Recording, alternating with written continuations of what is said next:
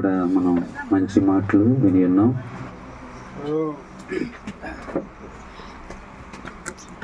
మరి కొద్ది నిమిషాలు దేవుని యొక్క వాక్యాన్ని కడు జాగ్రత్తగా విందాం. వాతావరణం చాలా వేడిగా ఉంది.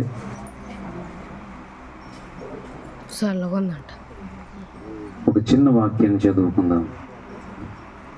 పరిశుద్ధ గ్రంథమైన బైబిల్లో నుండి తెస్సలోనికైలకు రాసిన మొదటి పత్రిక 5వ అధ్యాయము 16వ వచనాన్ని ఈ సమయంలో చదువుకుందాం. ప్రతి విషయమునందును కృతజ్ఞతాస్తుతులు చెల్లించుడి, ఇలాగు చేయుట యేసుక్రీస్తునందు మీ విషయంలో దేవుని చిత్తము. చాలు. దేవుడి మాటలు దీవించునుగాక. చిన్న ప్రార్థన. తండ్రి వందనాలు. చదవబడిన వాక్యం మీది ప్రజలు మీ వారు నిలబడి నేను ఎందుకు పనికిరాని వాడిని మీరే మా అందరితో మాట్లాడి దిద్ది మీ రాజ్యంకై సిద్ధపరచుమని క్రీస్తు నామములో అడుగుచున్నాం తండ్రి, ఆమేన్. ప్రభు నామానికి మహిమ కలుగునుగాక. చేరికూడి వచ్చిన మీ అందరికీ దైవదాసులకును అందరికీ ప్రత్యేకమైన శుభవందనాలు తెలియపరుస్తూ ఉన్నాం. చదవబడిన వాక్యాన్ని మనం గమనించినట్లయితే అపోస్తలుడైన పౌలు తెస్సలోనిక సంఘానికి కృతజ్ఞత జీవితాన్ని గుర్తు చేస్తున్నట్లుగా వాక్యంలో చూస్తున్నాం. ప్రియమైన దేవుని బిడ్డలారా, నేటి దినాల్లో దేవుని ద్వారా సహాయం పొందే వ్యక్తులుగా మనందరం ఉంటున్నాం. కానీ దేవుని యందు కృతజ్ఞతాభావంతో బ్రతికే జీవితంలో మాత్రం చాలామంది జీవితాలు ఫెయిల్ అయిపోతున్న విషయాన్ని వాక్యం మనకు గుర్తు చేస్తూ ఉంది. అసలు దేవుడి చిత్తం అంటే ఏంటంటే ఏంటి దేవుడి చిత్తం? మనం ఏవేవో చెప్తూ ఉంటాం.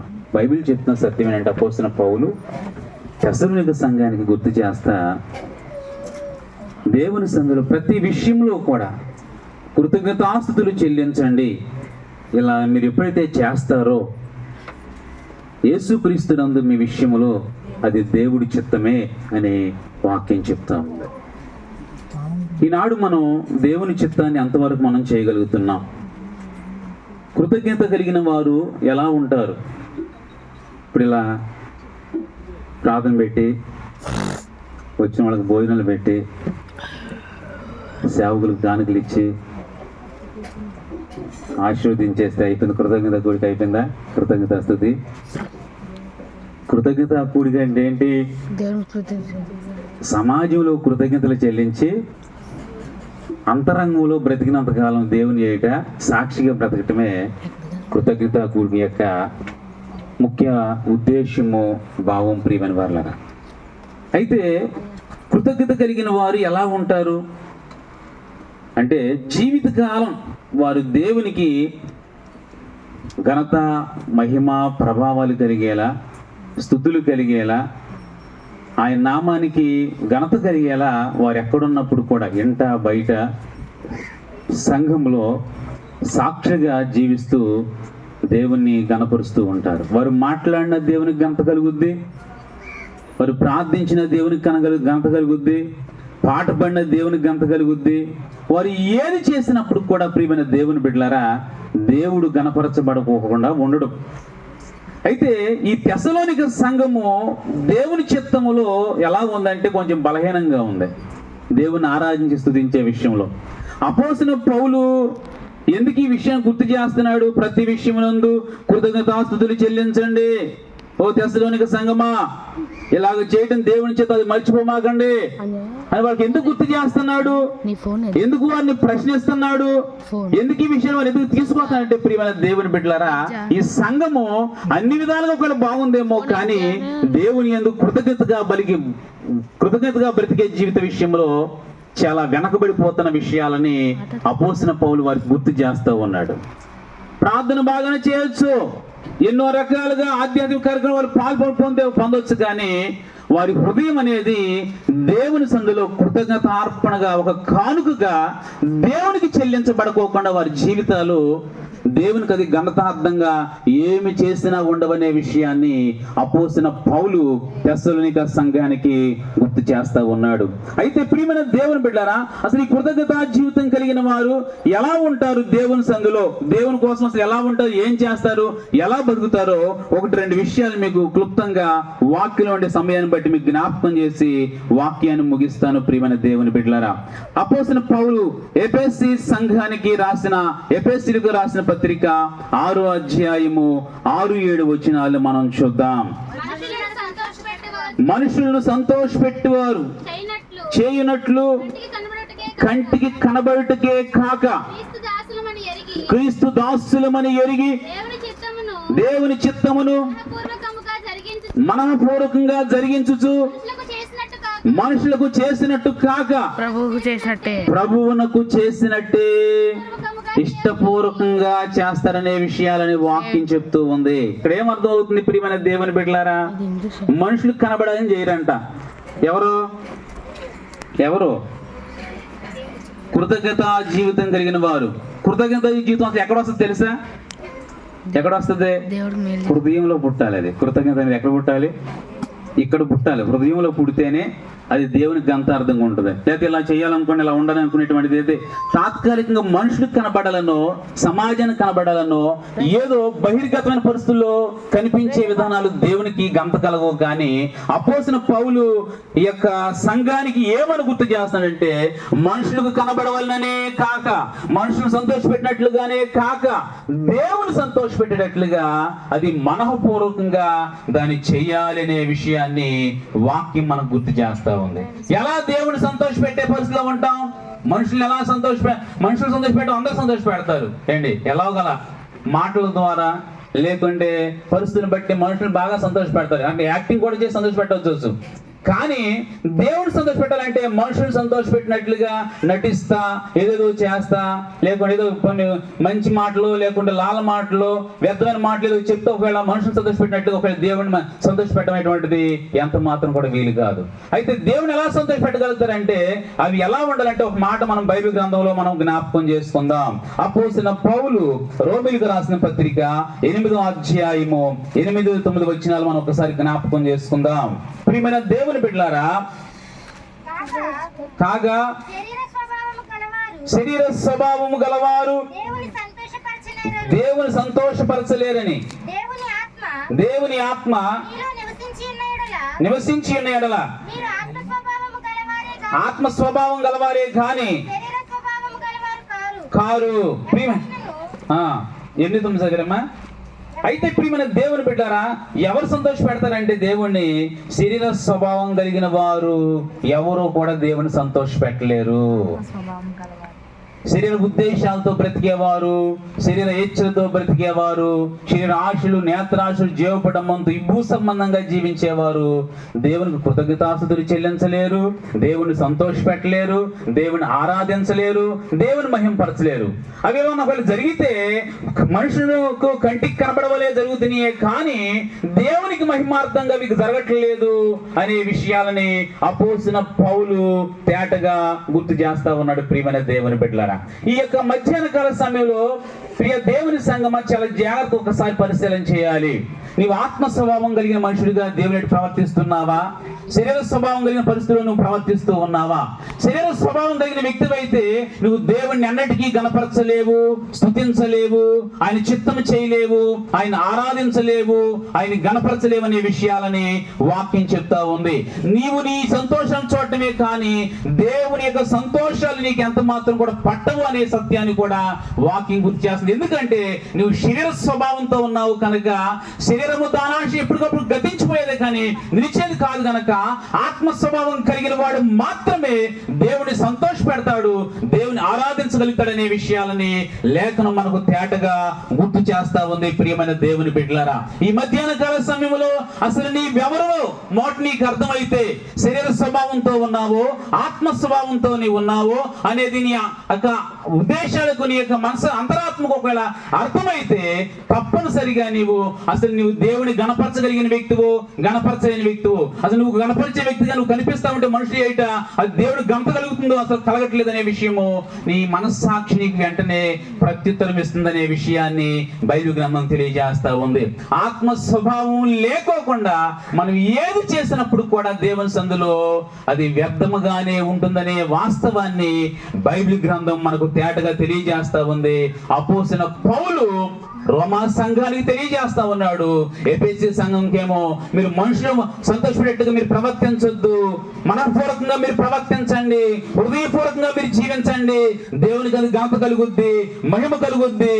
మీ యొక్క దేవుడి చిత్తాన్ని మీరు చేయలేకపోతున్నారు, ఆ చిత్తాన్ని నేర్చుకోండి అని చెప్పి తెస్సలోనిక సంఘానికి కూడా జ్ఞాపకం చేసినట్లుగా లేఖనంలో మనం తేటగా మనం చూస్తూ ఉన్నాం. మరొక మాట మనకు అర్థం అవడానికి లూకాసు సువార్తలో 15వ అధ్యాయం 29వ వచనాన్ని మనం పరిశీలన చేసినట్లయితే వాక్యం ఇలాగ తెలియజేస్తా ఉంది. లూకాసు సువార్త 15వ అధ్యాయం ప్రియమైన దేవుని బిడ్డలారా 29వ వచనం మనం చూద్దాం.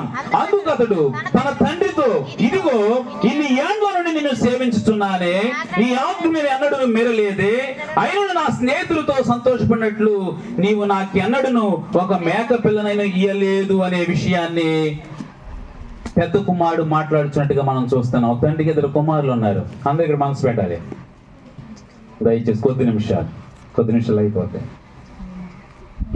పెద్ద కుమారుడు ఇంటి దగ్గరే తండ్రి దగ్గరే ఉన్నాడు, తండ్రితోనే ఉన్నాడు, తండ్రి పనులతోనే ఉన్నాడు. చిన్న కుమారుడు ఈ లోక సంబంధి అయిపోయి లోకంలో కలిసిపోయి తండ్రి ఆస్తినంతా కూడా నాశనం చేసి తండ్రి ఇచ్చిన కృప అంతా కోల్పోయినట్లుగా మనం చూస్తున్నాం. అయితే చిన్న కుమారుడు తప్పు తెలుసుకుని ఇంటికి వచ్చాడు, అతగాన్ని తండ్రి ప్రేమించాడు, చేయవలసినంతా కూడా అక్కడ చేశాడు. ప్రియమైన దేవుని బిడ్డలారు, ఇప్పుడు పెద్ద కుమారుడు లేచి అంటాడు కదా తండ్రితో, అందుకు అతడు తన తండ్రితో, ఇదిగో ఏమంటున్నాడు ఇక్కడ, ఇదిగో ఎవరిని ఎక్కడుంటే నేను ఇప్పుడు బయటికి వెళ్ళి వచ్చాడా? చిన్న కుమారులాగా లోకంలో తిరిగి ఇచ్చిల్లో కోరికల్లో బ్రతికాడా? ఆశల్లో బ్రతికాడా? లోకంలో బ్రతికాడంటే లేదు. ఎక్కడున్నాడు? ఇప్పటి వరకే తండ్రి దగ్గరే ఉన్నాడు, సముఖంలోనే ఉన్నాడు, వాక్యాలతో ఉన్నాడు, ప్రార్థనతో ఉన్నాడు, ప్రార్థన చేస్తున్నాడు, తండ్రి కార్యక్రమంలో కొనసాగుతూ ఉన్నాడు. కొన్ని పరిస్థితులు చూడగా ప్రియమైన దేవుని తన జీవితంలో రెస్పెక్ట్ కోల్పోయాడు. అంటే దేవునికి చాలా మంది ప్రార్థించేవారైతే ఉండొచ్చు, కానీ రెస్పెక్ట్ లేని భక్తి చేస్తారు, గౌరవం లేని భక్తి, అంటే ఇష్టానుసారంగా బతికేస్తారు. ఆ సమయానికి ప్రభు తండ్రి నీకు వందనాలు, నీకు స్తోత్రం, నాకు ఆత్రం, ఏదో ఇలా అనుకున్న ఇలా చేశానంటే తత్వం వెళ్ళిపోతారు. కానీ హృదయం అంతటితో దేవుని తన చిత్తాన్ని చేసే స్థితిలో చాలా మంది హృదయాలు కనిపించు. ప్రియమైన దేవుని బిడ్డలారా, ఇదిగో ఇన్ని ఏండ్ల నుండి నేను సేవించున్నానే. ఇన్ని ఏండ్లను సేవిస్తే ఏం ప్రయోజనం ఏముంది? జీవితం మారలేదు కదా, మనసు మారలేదు కదా, గౌరవం పెరగలేదు కదా.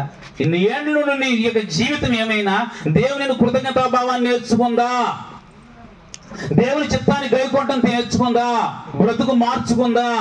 మందిరంలోనే ఉన్నాడు ఇన్ని ఏండ్ల నుండి, ప్రార్థనలోనే ఉన్నాడు, ప్రార్థన చేయడం వచ్చు, పాటలు పాడటం వచ్చు, ఎన్నో ఆత్మీయ కార్యక్రమం చాలా చేయడం వచ్చు. కానీ అతగాళ్ళు ఏం లేదంటే కృతజ్ఞతాభావం లేదు, ఏదో ఉన్నాడంతే. బాడీ ప్రజెంట్ మైండ్ ఆబ్సెంట్ చూసివా అంటారు కదా, మనిషి అక్కడే ఉన్నాడు, మనసు మాత్రం అక్కడ లేదు అన్నట్టుగా ఉన్నాడు అన్నమాట.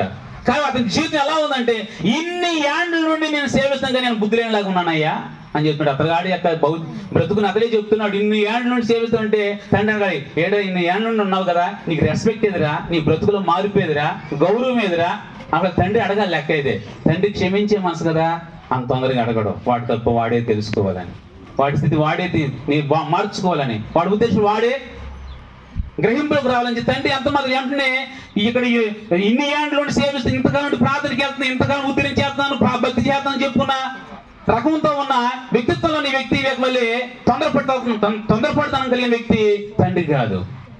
ఇన్ని ఏండ్లు ఉన్న యొక్క వ్యక్తి భక్తి జీవితం ఎలా ఉందంటే, ప్రియమైన దేవుని బిడ్డల అతగాడి యొక్క మాట చివరికి తెలుస్తూ ఉంటాయి. ఇన్ని ఏండ్లను సేవించున్నానే, నీ ఆజ్ఞని అన్నడు మేరలేదు అని చెప్తున్నాడు. కానీ మాటల వరకు కాదు ప్రియమైనది, మీరేడని మేరలేదు. ఇప్పుడు ఇక్కడ మేరలేదే, నేను ఎంత చక్కగా ఉంటున్నాను, ప్రార్థన చేస్తున్నట్టు కనపడతాను లేదు డాడీ, నేను బైబిల్ చదివినట్టు రోజు బైబిల్ తిరిగేస్తున్నాం లేదు, పేపర్ ఏం చిరిగిపోతున్నాయి లేదు, అవన్నీ ఆరాధన అంటే కళ్ళు తెరుతున్నాం లేదు, మనకు అంతా కూడా దేవుడి సన్నిధిలో నిద్రపోతున్నట్టుగా ఉంటాం కదా, అంతా నా జీవితం అంతా దేవుడి సన్నిధిలో కనిపిస్తుంది కదా అన్నట్టుగా చెప్తున్నాడు. ఆజ్ఞని మీరలేదే, మాటలు వేరుగా ఉన్నాయి, అతగాడి యొక్క జీవితం వేరుగా ఉంది. దేవుని సన్నిధిలో కృతజ్ఞతాభావం కావాలంటే మాటలు కాదు, మాటలు కాదు, చిలక పలుకులు కాదు, హృదయం కావాలి. నీ దేవుడు నీ ద్వారా స్తుతించబడాలి, గణపరచబడాలి, ఆరాధించబడాలి, పొగడబడాలి, మహింపరచబడాలని ఉద్దేశించి నీవు ఉన్నావా? ఉట్టి మాటలు కాదు, హృదయపూర్వకమైన గౌరవార్థమైన యొక్క భక్తి జీవితము, పూర్ణత్వము నీ జీవితంలో మిళితం కావాలనే విషయాన్ని వాక్యం చెప్తాం. అయితే నీ ఆజ్ఞ అన్నాడు మేరలేదే, అయినను నా స్నేహితులతో సంతోషపడినట్లు అంటున్నాడు. ఏ స్నేహితులు వీడికి? ప్రార్థనలో ఉన్న వాడికి స్నేహితులు ఎక్కడ ఉంటారు? దేవుడే స్నేహితులు. నిజమైన స్నేహితులు ఎవరో అండి? నిజమైన స్నేహితులు ఎవరో? యేసుప్రభు ఒక్కడే, తెలుసా? యేసుప్రభు ఒక్కడే. దానియేలు స్నేహితులు ఉన్నారు, ఎవరో? షడ్రక్, మేషక్, అబేద్నెగో, వీళ్ళందరూ ఎవరో? రోడ్లను తిరిగేవాళ్ళ, చిన్న మాటలు పాటలు ఆడేవాళ్ళు, బూతులు ఆడేవాళ్ళు, వెచ్చవిడిగా ప్రవర్తించేవాళ్ళు, షటైర్లు వేసేవాళ్ళు, డైలాగులు ఆడేవాళ్ళు, వీళ్ళేనా దాని ఫ్రెండ్స్?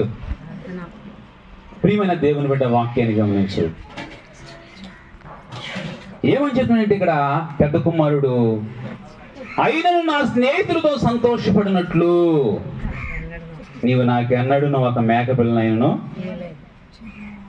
అంటే చాలా మంది జీవితాల్లో ప్రియమైన దేవుని బిడ్డలారా, శరీరకతే గొప్పగా కనపడదు, కానీ ఆధ్యాత్మిక జీవితం అనేది బలహీనంగా కనిపిస్తూ ఉంటుంది.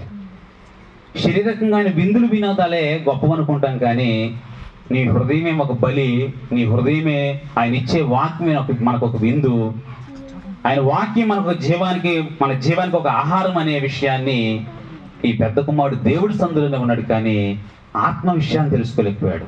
అందుకే బయలు చెప్తుంది కదా, శరీరానుసారులు శరీర విషయాల మీద మనసు ఉంచుతారు, కానీ ఆత్మానుసారులు ఆత్మ విషయాల మీద మనసు ఉంచుతారు. శరీరానుసారి మనస్సు మరణమైతే ఆత్మానుసారి మనస్సు జీవమును సమాధానమై ఉందని లేఖనం చెప్తా ఉంది. అంటే దేవుని స్తుతించాలి, ఆరాధించాలంటే ఆత్మ స్వభావం కలిగిన వాడు, మనఃపూర్వకమైన వాడే గణపరచగలుగుతాడు, కానీ ఏదో శరీరానుసారంగా ఉండి ఏదో నాకు ఇలా జరిగిందిలే అనే తత్వంతో, ఒక మొక్కుబడితనంతోనో ఒక ఆచారంతోనో మన జీవితాలు కొనసాగిస్తే, ఇదిగో ఇన్ని ఏండ్లు ఉన్నాడంట దేవుడి సందులో.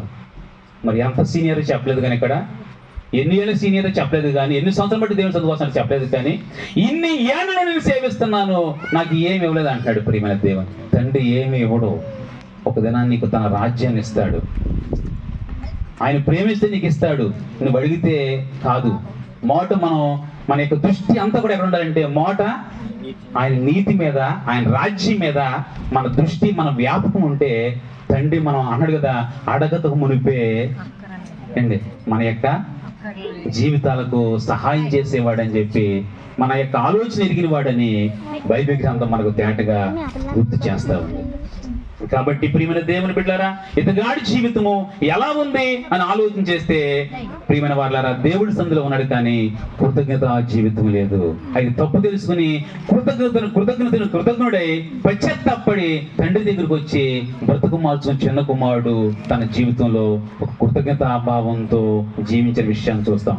అంటే పరిస్థితిని బట్టి చూడగా అన్ని నాశనం చేసినట్టుగా కనపడుతున్నాడు, పరిస్థితిని బట్టి అన్ని కోల్పోయేవాడుగా కనిపిస్తున్నాడు, కానీ తన జీవితం లేక నాకు ఏమొద్దు, తండ్రి ఆస్తి వద్దు, తండ్రి ఇచ్చే జీవి ఏ పరిస్థితి నాకు వద్దు, ఆయన కదా ఒకటే కోరుకున్నాడు చిన్న కుమారుడు, నీ కూలి వాళ్ళలో నన్ను కూడా ఒకటిగా పెట్టుకో, నీ కుమారుడు ఆధిక్యత నాకు ఇయ్యి, నన్ను కూడా ఒక సీట్లో కూర్చోబెట్టు, నాకు కూడా గొప్ప పరిస్థితులు నాకు దయచేయమని చెప్పి నేను నీ కుమారుడిని అనే తత్వంతో వీర పలుకులు పలకట్లేదు, కానీ నా స్థితి ఏంటో నాకు అర్థమైంది తండ్రి, నాకు ఈ జీవితం ఇస్తే చాలు నువ్వు అనే స్థితిలో కృతజ్ఞతాభావంతో దేవుని ఏట బ్రతికినట్లుగా మనం చూస్తున్నాం. ఈ యొక్క మధ్యాహ్న కాల సమయంలో మన స్వభావం ఎలా ఉంది అనేది ఒక్కసారి పరిశీలన చేసుకోవాలి. మరొక మాట చూద్దాం, రెండోదిగా అపోస్తలుల కార్యములు 13వ అధ్యాయము 21-22 వచ్చిన, అంటే కృతజ్ఞత కలిగిన వారు ఎలా ఉంటారు ఒకటి మనుషులు సంతోషపెట్టినట్లుగా ఉండరు, శరీర స్వభావం కలిగిన వారికి ఉండరు, దేవుని సందులో నటిస్తూ వేషధారులు ఉన్నట్టుగా ఉండరు, కానీ హృదయమంతటితో ఏం చేయాలో అది చేస్తూ దేవుని ఆరాధించే వ్యక్తులుగా ఉంటారని చెప్పి మనం చూసాం. 2 అపోస్తలుల కార్యాలు 13వ అధ్యాయము 21, 22 వచనాలు మనం చదువుకుందాం. ఆ తరువాత రాజు కావాలని కోరగా దేవుడు బెన్యామీను గోత్రికుడును కీషు కుమారుడైన వారికి 40 ఏండ్ల వరకు దయచేసాను. తరువాత అతను తొలగించి దావీదును వారికి రాజుగా ఏర్పరిచెను.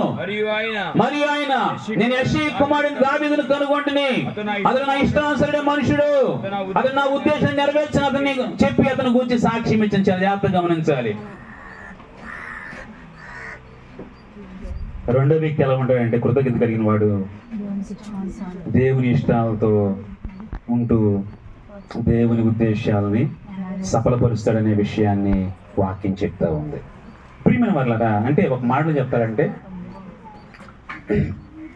అతగాడికి ఇష్టాలు ఉంటే ఉండొచ్చేమో, కానీ వాటిని రూఢి చేయడానికి ఇష్టపడ్డాం. అసలు కోరికలు ఉంటే ఉండొచ్చేమో, కానీ ఆ కోరికల కోసం బ్రతకడం. కానీ వాక్యం చదివినప్పుడు, వాక్యం వింటున్నప్పుడు, దేవుని సందులో తన జీవితము తన దగ్గరకు వచ్చిన ప్రతి ఉద్దేశాన్ని అంగీకరించిన వాడే ఆయన ఇష్టాన్ని చేయడానికి మాత్రమే తన జీవితాన్ని సమర్పించుకొని ప్రభువు కొరకు నడిపించబడే వ్యక్తిగా అతని జీవితం కనిపిస్తుందనే విషయాన్ని వాక్యం గుర్తు చేస్తా ఉంది. ప్రియమైన దేవుడు ఒక మాట చెప్పండి, దావీదు రాజు ఎంత కృతజ్ఞత కలిగిన వాడంటే ఆయన చెప్తాడు, నా జీవిత కాలం అంతయు నేను ఆయన సందులో ఆయనకు కృతజ్ఞతాస్తుతులు చెల్లిస్తాను, నా బ్రతుకు దినములన్నీ కూడా ఆయన సన్నుతిస్తాననే విషయాలని 146 అధ్యాయంలో మాకు ఆయన చెప్తూ ఉంటాడు. ఒక మాట చెప్తున్నాను ప్రియమైన దేవుని బిడ్డలారా, సౌలు కూడా దేవుడే కోరుకున్నాడు. సౌలు కూడా దేవుడే కోరుకున్నాడు, కానీ అతన్ని దేవుడు ప్రక్కన పెట్టేశాడంట కొంతకాలం అయిన తర్వాత. కారణం ఏంటంటే అతనిలో స్వచిత్తం ఎక్కువైపోయిందంట, సదుద్దేశాలు ఎక్కువైపోయినాయంట, సొంత ఆలోచనలు ఎక్కువైపోయినాయంట.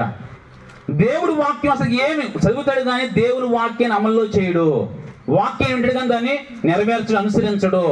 చదువుతాడు, వింటాడు అంతవరకే, కానీ దాన్ని అమలు చేసే విషయంలో మాత్రం సౌలు జీవితము వెనకబడిపోయింది. అందుకే దేవుడు కృతజ్ఞత లేని వాడు నాకెందుకు, ఎన్నో చేసుకుంటూ వచ్చాను, కోరుకున్నాను, ఎన్నుకున్నాను, ఏర్పరచుకున్నాను, బలపరిచాను, గొప్ప చేసుకుంటూ వచ్చాను, గాడిలు కాచుకునేవాడినేమో సింహాసనం ఎక్కిచ్చాను, కానీ వాడు కృతజ్ఞత లేనప్పుడు వీడు నాకెందుకు, వీడు నన్ను అనుసరించినప్పుడు ఇది నాకు అనవసరం అని చెప్పి దేవుడు కృతజ్ఞత లేని వాడిని పక్కన పెట్టేసి కృతజ్ఞత భావంతో అడవుల్లో ఉన్నప్పటికీ, గొర్రెలు కాస్తున్నప్పటికీ బాధ్యత కలిగి ఎంతో ఉన్నతమైన పరిస్థితి దేవుని హెచ్చించి గణపరిచి సంతోషపరిచే రాజైన దావీదు, అనగా యెష్షయి కుమారుడైన దావీదును చూసి అతను నేను కోరుకున్నాను, అతను నా ఇష్టానుసరైన మనుషుడు, అతను నా ఉద్దేశాలు సఫలపరుస్తాడు, అతడు సౌలు లాంటివాడు కాదు, కృతజ్ఞత లేని బుద్ధి కలిగిన వాడు కాదు, కృతజ్ఞతా బుద్ధి తన జీవితంలో ఉంది అనే ఒక సాక్ష్యాన్ని నిరూపించుకున్న వ్యక్తిగా బైబిల్ గ్రంథంలో దావీదును చూస్తున్నాం. ప్రియమైన దేవుని బిడ్డలారా, నేను ముగిస్తున్నాను వాక్యాన్ని. మన జీవితాలు కృతజ్ఞత కలిగిన వారు ఎలా ఉండాలంటే దేవునికి ఇష్టానుసారులుగా ఉండాలి.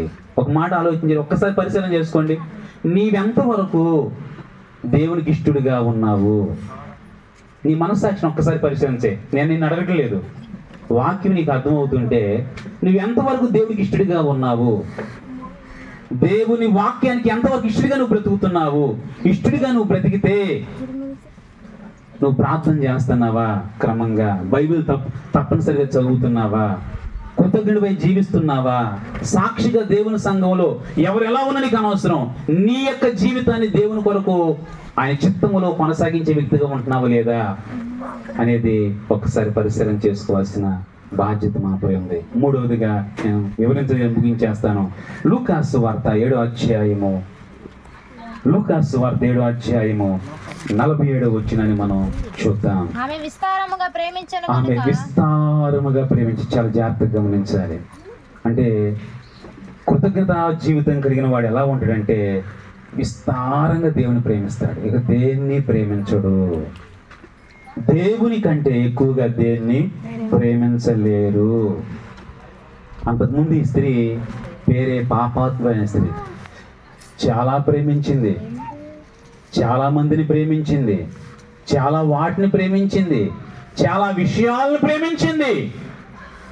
కానీ తన జీవితము రక్షకుని వైపు తిరిగింది. క్షమించే దేవుని వైపు తన జీవితం తిరగటాన్ని బట్టి ఇక అన్ని విషయాలను ప్రక్కన పెట్టేసి, ఎవరు చెప్పినా తెలిస్తే ఈ సాక్ష్యము ఊరు వాళ్ళు చెప్పట్లేదు. ఎవరు చెప్తున్నారు? యేసు ప్రభువే చెప్తున్నాడు, ఈమె నన్ను విస్తారంగా ప్రేమించను. దేవుడిచ్చే సాక్ష్యం చాలా మంది గురించి, దేవుడు అందరి గురించి సాక్ష్యం లేదు, కానీ ఇచ్చిన వారి గురించి, ఎవరి గురించి అయితే సాక్ష్యం ఇచ్చాడో వారు మరలా లోకంలో కలిసిపోలేదు, పాపులుగా అవ్వలేదు, పక్కకి వెళ్ళిపోలేదు.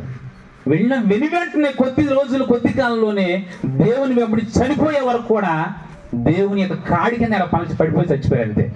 దేవుని యొక్క ప్రణాళికల్లో ఉండి, దేవుని యొక్క బరిలోనే ఉండి, దేవుని యొక్క అడుగుజాడల్లో ఉండి, అనుసరణలో ఉండి అలాగే చేస్తూ పనిచేస్తూ అలాగే పడిపోయి చచ్చిపోయారు. అంతే. దేవునిలో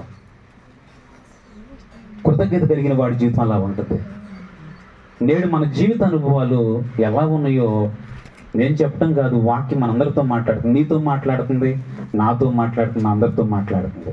ఎలా ఉన్నామో అనేది ఒక్కసారి మనకు అర్థమైతే ఈ 3 విషయాల్లో మన జీవితాలు దేవుని ఎదుట కృతజ్ఞతాభావంతో నిండి ఉన్నట్టు. ఉదాహరణ నేను చెప్తున్నాను. చెల్లి కుటుంబం, శ్రీను గారి కుటుంబం ఈ కృతజ్ఞత కూడిక ఏర్పాటు చేసుకుంది. ఈ 3 లక్షణాలు అనేవి ఈ కుటుంబంలో ఒకవేళ కనిపించకపోతే ఇది దేవునికి మహిమార్థంగా ఉండదు. ఏ వ్యక్తులైతే ఒక ఇవన్నీ పెట్టించకపోయినప్పుడు సరే, ఒకటి దేవుని సంతోషపెట్టే మనఃపూర్వకమైన జీవితము, దేవునికి ఇష్టమైన జీవితము, దేవుని ప్రేమించే జీవితము, దేవుడు సాక్షించే జీవితం ఒకటి మనలో ఉంటే, మనం ఒకవేళ ఇవన్నీ చేయలేకపోవచ్చు, దేవునికి ఏదో ఇచ్చుకోలేకపోవచ్చు, ప్రజలకి ఏదో చేయలేకపోవచ్చు, కానీ దేవుడు నీ యొక్క మంచి హృదయాన్ని చూసినప్పుడు ఈమె నన్ను ప్రేమిస్తుంది, ఇతరులు నన్ను ప్రేమించున్నాడనే ఒక సాక్ష్య భావం అనేది నీ హృదయపు లోతుల్లో ఉండి ఆయనకు అర్థమైతే, ప్రియమైన దేవుని బిడ్డ, నీవు దేవునికి కృతజ్ఞతాస్తుతులు చెల్లిస్తున్నావు, దేవుడి చిత్తాన్ని నువ్వు చేస్తున్నావు అనే సాక్ష్యాన్ని బైబిల్ గ్రంథం గుర్తు చేస్తావు.